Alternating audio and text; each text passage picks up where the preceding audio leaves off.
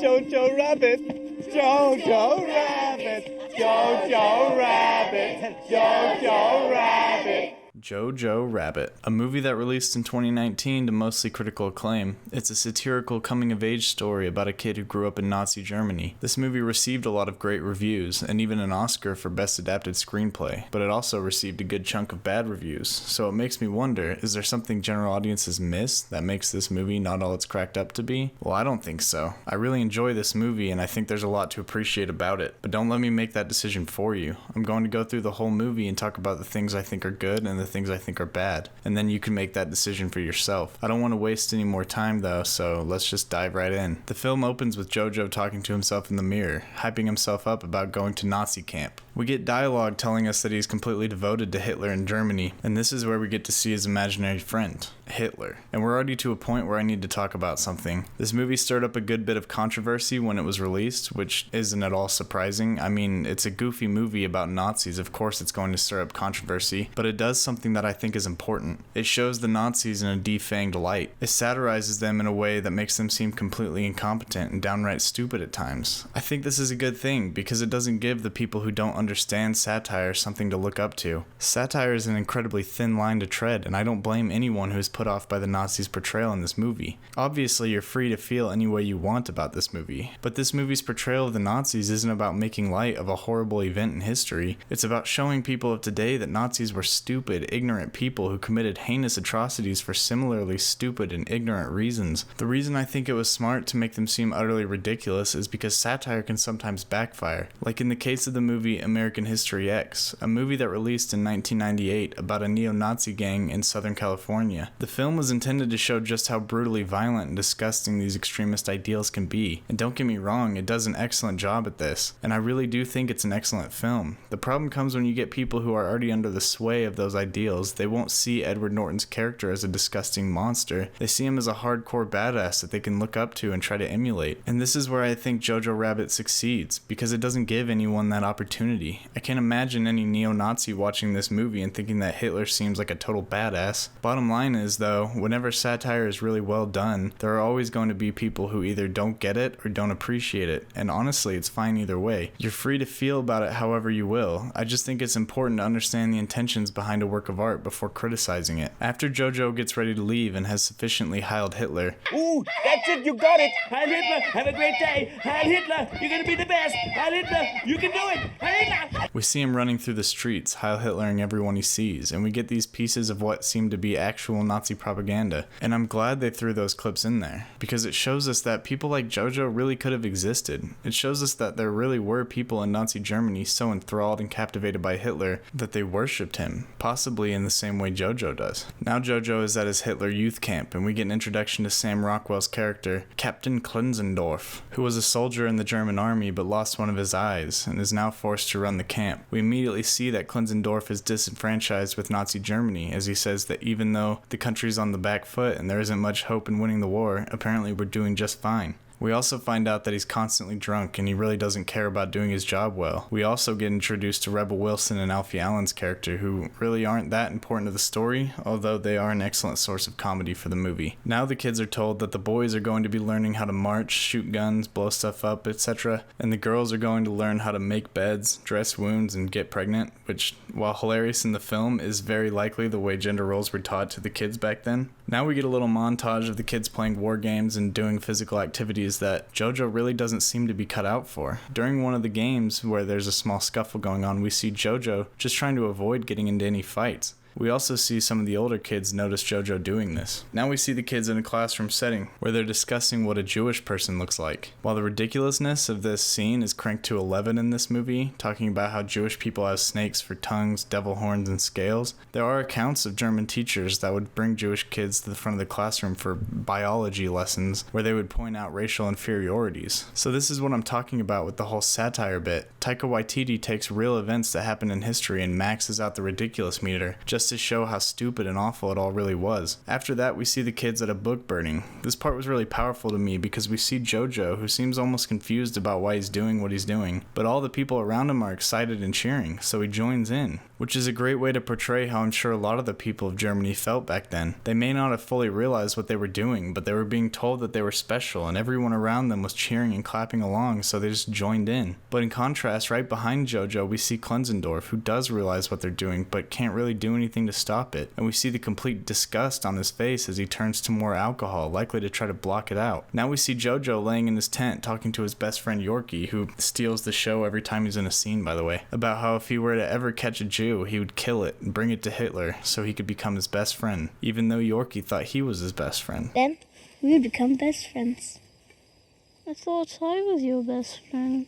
The next day, however, the kids are brought to the woods by the older teenagers. One of the teens tells the kids that they have to be willing to kill to be useful in Hitler's army, and he calls out Jojo, asking him if he's willing to kill. And Jojo tries to act confident by saying, "Of course, I love killing." So the teens bring out a rabbit and tell Jojo to kill it. He's obviously hesitant and nervous, showing us that he's not the person he wants to be. He wants to be a hardcore Nazi that would be so good at killing Jews he would be part of Hitler's personal guard. But at his core, he can't even kill an innocent rabbit. At his core, he's a good person and doesn't want to kill anything. But now the teens tell Jojo that he's a coward just like his father. They start mocking Jojo. They say he's as scared as a little rabbit, and they give him the nickname Jojo Rabbit. Jojo runs off into the forest and he gets a visit from Hitler, where he asks him what happened. And Jojo says that he just couldn't kill the rabbit. But Hitler tells Jojo that the rabbit is a smart, swift, and cunning animal that Jojo should be proud to be. This gives Jojo the confidence to run back to camp, grab a grenade, and throw it. However, the grenade hits a tree and bounces back to Jojo, blowing him up. We see Jojo rush to the hospital, and we get to see that he has become God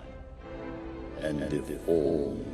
No, but honestly, they make a huge deal that Jojo looks like a disgusting monster when he's just got, a couple of scars across his face. But this is also where we see Jojo's mother, Rosie, for the first time. This character is played by Scarlett Johansson, who I'll just say now does an excellent job. Her acting and portrayal of this character are really what sucked me into this story. But I really love Rosie as a character. She's an amazingly kind-hearted and funny person, and you can easily tell just how deeply she cares for and loves Jojo. She gives Jojo the confidence to go back outside, and she gets him a job at Klenzendorf's office. His job is to go around town delivering people their conscriptions and posting propaganda flyers. But this is where we start to see the real darkness that this movie has buried underneath its comical outer layer. As they're walking in the town, we see Rosie looking at a group of people that were publicly hanged. One man with a tag on him that says, "Free Germany, fight the party," shows us that these people were likely hanged for treason. Jojo asks his mother what they did, and she just replies, "What they could." This shows us that she appreciates what these people did, and she stands behind them. Jojo comes home after work to find that his mother isn't there, and while searching for her, he hears a noise upstairs. He goes into his sister's room and discovers a door that leads to a crawl space within the walls. Inside the crawl space, he finds a girl living there. Elsa is a Jewish girl that's been living inside the walls of Jojo's house for some time. She knows what will happen if anyone finds out she's living there, so she threatens Jojo. She plays into the Jewish stereotypes and misconceptions that Jojo has been taught in order to get him to fear her. She tells him that if he lets anyone know about her, that she'll tell them he and his mother helped her, which will get them all killed. So Jojo has a discussion with Hitler about what they should do about her, coming to the conclusion that he should try to negotiate. After this goes awry, we see Rosie coming home. She's obviously trying to sneak into the house without Jojo hearing her, but he was already waiting by the door. We don't know for sure yet, but it's easy enough to assume, since we already know she was supportive of the hanged people. She was likely out doing things in an attempt to sabotage the German war effort. After a conversation with Rosie about hearing noises upstairs, we see him standing outside his mother's bathroom with a fire poker, standing guard. This tells me that Jojo really is just a good kid who thinks he's doing the right thing. He's been raised to believe that Jews are evil and harmful, so he's just trying to protect his mother. Next, it cuts to Rosie in the crawl space with Elsa, telling her that she can't be forced to choose between her and her son. And she says that Jojo is a fanatic, that it took him 3 weeks to get over the fact that his grandfather wasn't blonde. But she knows her sweet, innocent little boy is still in there. This is such a tragic situation. Rosie obviously is disgusted by the ideology of the Nazis, but she's forced to allow her only child to be fully indoctrinated into it in order to protect him. Now we see Jojo at a pool designed for rehabilitation, and while Jojo is on a bed for therapy, we get a shot of Rosie's shoes, which I'm sure is completely irrelevant, so yeah, no need to remember what her shoes look like. I don't even know why I'm mentioning it. Now Jojo goes and talks to Klenzendorf and asks him what he should do if he sees a Jew. Klenzendorf tells him that if he sees a Jew, then he should report it, and they'll kill it, and anyone who helped it, and some other people just for good measure. If you see a Jew, you tell us, we tell the Gestapo, and they tell the SS, and then they go and they kill the Jew. And anyone who helped the Jew. And because these are very paranoid times, probably some other people just in case. It's a pretty drawn-out process. He asks even if the Jew hypnotized someone to help them, showing us more of his complete naivety. But Klenzendorf gives Jojo the idea to write a book on how to identify a Jew, because without their funny hats it's damn near impossible, which was just hilarious to me. So Jojo goes to Elsa and tells her that he'll only let her stay if she tells him everything about the Jewish race. She tells Jojo that his mother is kind and she treats her like a person, but Jojo tells her that she's not a person, not a proper person. This then sends Jojo into a speech about how he's superior to her because of his ancestry. So Elsa grabs him and tells him if he's so strong he should be able to break free. She tells him that there are no weak Jews, that they were chosen by God and his people were chosen by a pathetic man that can't grow a full mustache. This is also on point, I just love it, and it starts to kick off Jojo's realization that he's not special because of his ancestry. There's nothing about his blood that makes him superior to anyone else. Now Jojo and his mother are having dinner, and Rosie seems to be happy about something. She tells Jojo that the war is coming to an end, as Germany is being defeated. This enrages Jojo, and he tells her that Germany is still going to win the war. Jojo then says that he doesn't want the food to go to waste and begins eating the extra food. This is because he knows that the extra food is going to Elsa. We start to see tensions rise between Jojo and his mother in this scene. It comes to a point where Jojo says that he wishes his dad were here because he would understand. So Rosie grabs his coat, puts some charcoal on her face, and pretends to be his dad and yells at Jojo. This scene hits me hard. Rosie is an incredible mother. It's so obvious how much she loves and cares for Jojo, but it's not in some overt, lovey-dovey way you see in so many movies. She jokes with Jojo, she argues with him, but she always lets him know just how much she cares. Now we get another interaction between Jojo and Elsa, where we find out about Nathan, Elsa's fiance. But this conversation is far more civil. We see that they're beginning to actually open up a little bit to each other, and it's quite lovely. Now he decides to forge a letter from Nathan, a letter where Nathan breaks up with Elsa. Elsa gets broken up over this. She runs and hides in her crawl space. But I love this scene because Jojo is obviously upset about the fact that he hurt Elsa. He goes and forges a second letter talking about how Nathan doesn't actually want to break up with her. This is where we really start to see Jojo's worldview shift. If he was who he wanted to be at the start, he wouldn't have cared at all about hurting her because she wouldn't even be a person to him. But that's not Jojo. He understands she's a person with feelings just like him. We then see Jojo and Rosie taking a walk outside. They talk a little bit about love and romance, but during this conversation, Rosie tells Jojo that life is a gift and that we need to show God that we're grateful to be alive. And then we get another shot of her shoes as she's dancing. I really don't know why they keep having shots of her shoes, but whatever, just disregard them. Like I said, they're really not important. Jojo goes back to the office and asks Klenzendorf about Jews. Klenzendorf says he has no time as he's trying to plan a defense of the city, telling us there will be an invasion soon. But he tells Klenzendorf about his book that he's writing, and Klenzendorf laughs at it. But he shows Jojo the uniform he's been working on, which gets me every time. The feathers for aerodynamics, the sparkly color to dazzle the enemy, the boots purely decorative. And this is a Gatling gun mounted with a radio which emits annoying music to dishearten the enemy. But after that, he gets more serious with Jojo. He asks him how it's going being the man of the house. We know Klenzendorf is friends with Rosie, so it's not too much to assume that he is at least sympathetic to the same cause as her. Jojo gets a new job, walking around town collecting metal for the war effort, and he sees his mom drop a note onto the bench outside. A note that says the same thing that was stuck to the hanging man we saw earlier. We know Jojo was already suspicious of his mother's loyalty to Germany, but now he knows it's true. His mother's been fighting against the party. The amount of cognitive dissonance Jojo must be feeling at this point in the movie is insane. This is something he's been a part of practically his whole life. This ideology was a core part of his being for a long time. And for him to find out that his own mother is risking her life in order to bring it down must really make him think that maybe he's been on the wrong side all along. It's tough to get into the head of a 10-year-old, but they do a very good job showing the distress this causes him. Jojo is now back home, and we see him give some colored pencils to Elsa. He tries to act like it's nothing, hoping to believe he still doesn't care about a Jew. But it's easy to tell that underneath he knows he's being kind, and it's simply because he cares for her.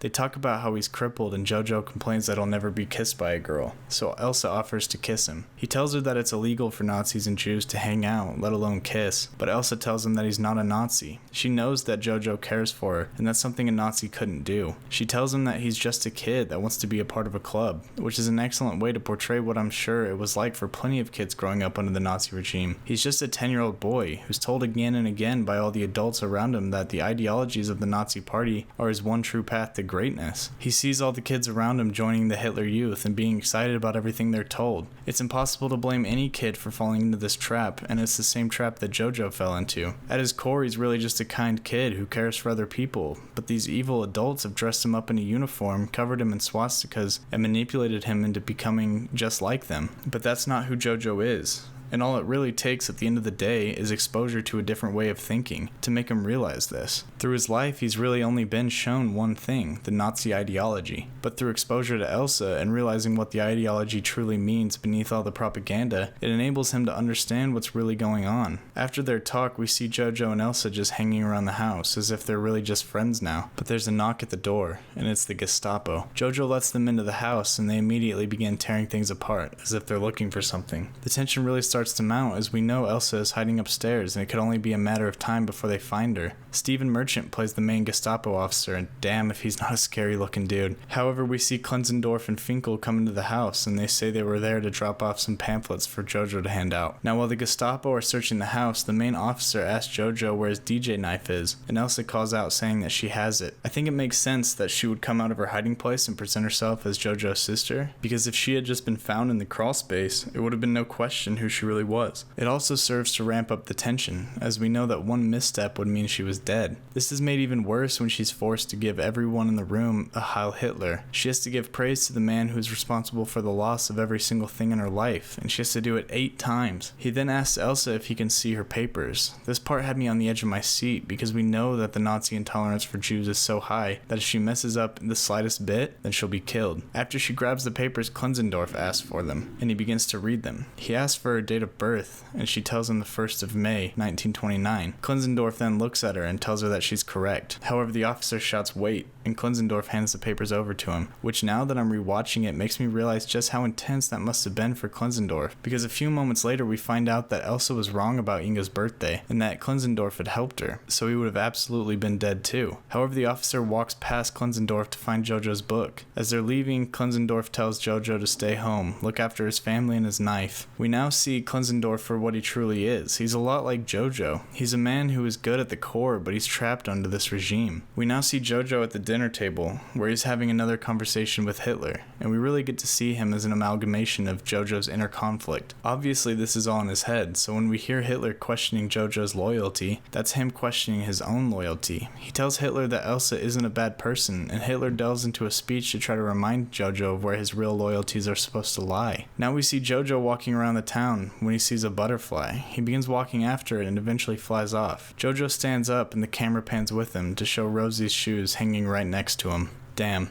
I can't tell you how hard this hit me the first time I watched it. These are the same shoes we've seen in previous scenes, and every time we've seen them, they've been dancing, full of life and wondrous joy. Now they hang there, lifeless, all for Jojo to witness. Jojo knows his mother was a good person. He knows he was always trying to do the right thing, and now the full consequences of that are shown to Jojo, because those traits were only ever rewarded with death in the Nazi regime, and that's what Jojo supported. He supported the regime that got his own mother killed, and seeing the weight of that on a 10-year-old boy is truly something else. It would be hard to watch anyone go through something like this, but to see it happen to a child, it's painful. There's beauty in this though. This movie keeps you distracted. It shows the Nazis as dumb and cartoony all for the laughs, but then it full frontal assaults you with just how disgusting and painful this time really was for people. And as hard as it is to watch, I commend this movie for it. Roman Griffin Davis's acting in this scene is also nothing short of phenomenal. The way he breaks down and hugs her, then trying and failing to tie her shoes, it's unbelievably heart-wrenching to watch.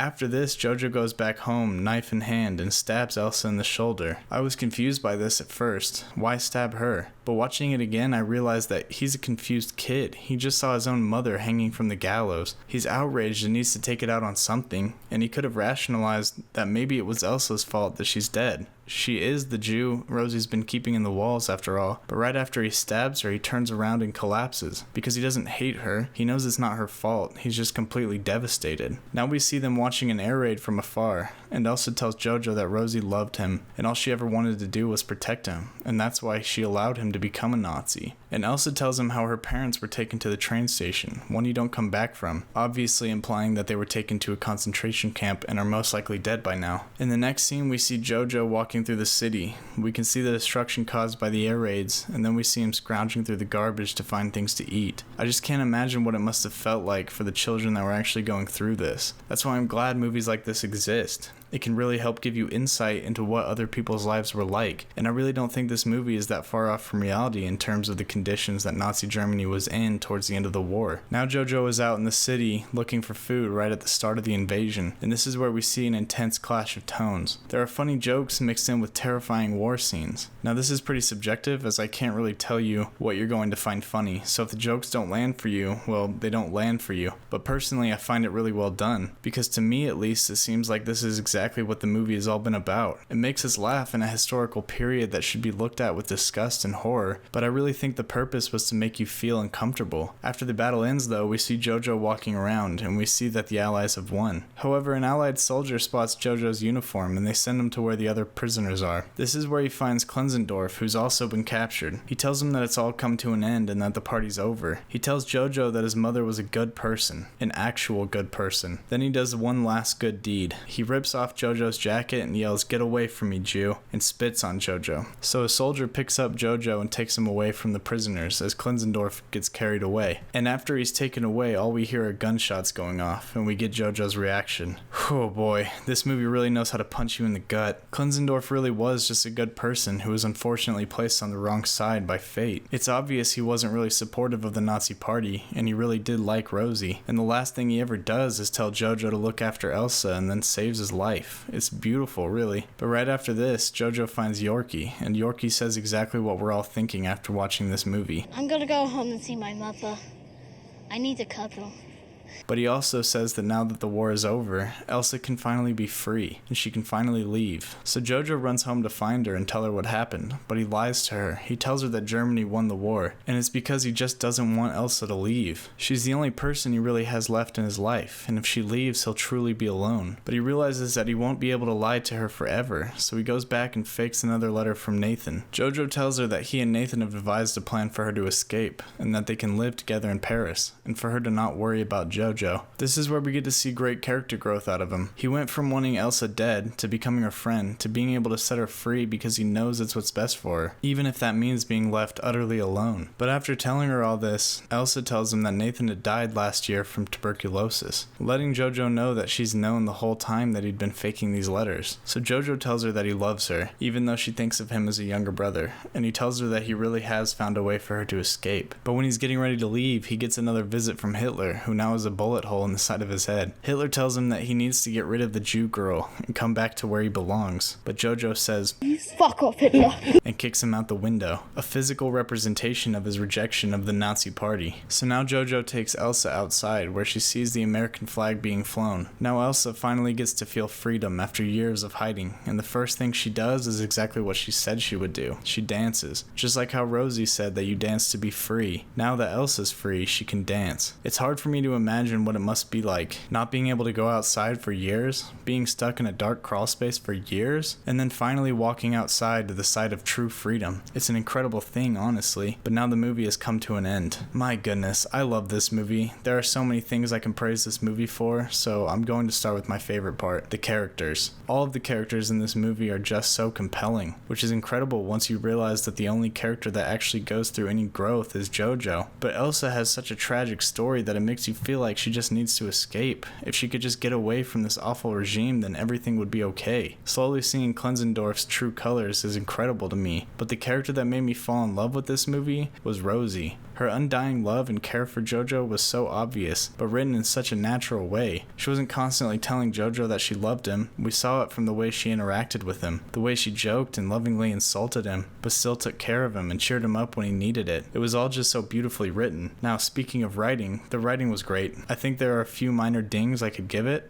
like the fact that Klenzendorf kind of just keeps showing up wherever he's needed for the plot. I mean, they always give an explanation for why he's there. It generally just comes off as contrived most of the time. But with that said, it's not like the script contains any major plot holes or contrivances. There's no point where the movie falls apart, as they say, so I guess it's another point of Cinema Wins being wrong about that. Go watch my Truman Show video if you don't understand what I'm referencing. I'm really not much of a cinematography guy, I just don't know that much about it, but there were plenty of shots that I love. First and foremost, the foreshadowing with the shoes shots are just an incredible way to get the audience familiar with those shoes, just so they can rip your heart out with them later. I will say, however, there seems to be like a gray tint over a good chunk of the movie, which I'm sure was intentional for the tone they wanted, but my eyes got kind of tired of the muted colors. Really not a big deal though. I've talked about the acting already, but damn, I can't think of a single actor who didn't do an incredible job. Roman Griffin Davis, of course, did an excellent job, especially for a 12-year-old that is on screen for pretty much the entire movie. It blows me away. Taika Waititi is an excellent Hitler, as strange as that is to say. I appreciate the fact that it really felt like he was just trying to play a goofy version of Hitler, rather than just using him for shock factors to try to make his jokes funnier. But this brings me to the whole satire bit of the movie. It seems like the satire in this movie was you either enjoy it or you don't. Okay, that sounds like a dumb thing to say, but what I mean is either you can put up with seeing a group of the most deplorable humans in history being shown as goofballs, or you can't. Either way is fine, but I'll say this: there are people out there who don't enjoy subjecting themselves to witnessing atrocities like the Holocaust. Not that they want to hide from the truth, just the fact that having to watch people go through these things can be hard to stomach, which is fine. I'm not going to tell you how you need to feel when watching that kind of stuff, but movies like this can be important for those people because it gives them a way to be witness to this kind of content